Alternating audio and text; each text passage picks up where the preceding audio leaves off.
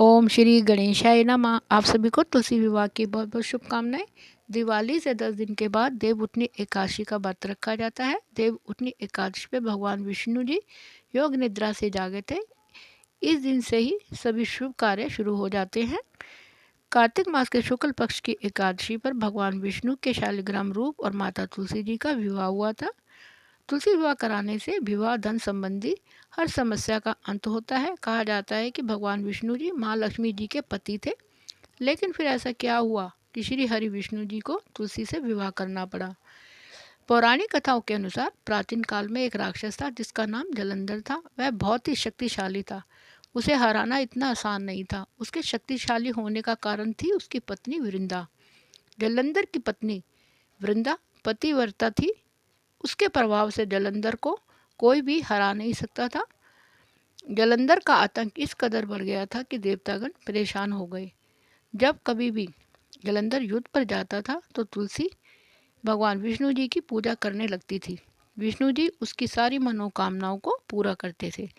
जलंधर से मुक्ति पाने के लिए देवतागण मिलकर भगवान विष्णु जी के पास पहुँचे और उन्हें सारी व्यथा सुनाई।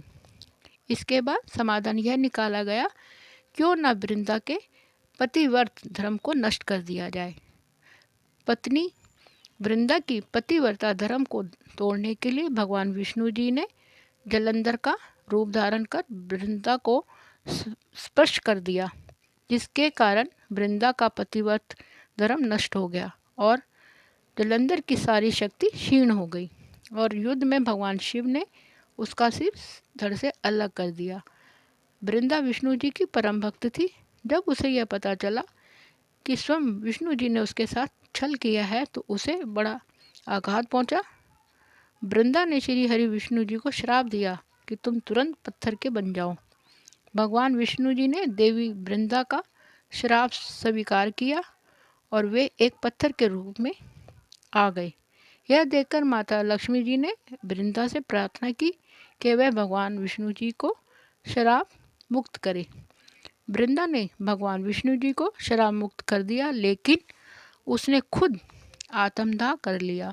जहाँ वृंदा भस्म हुई थी वहाँ पर एक पौधा उग गया, जिसे विष्णु जी ने तुलसी का नाम दिया और बोले कि शालिग्राम नाम से मेरा यह स्वरूप इस पत्थर में हमेशा के लिए रहेगा, जिसकी पूजा तुलसी के साथ की जाएगी।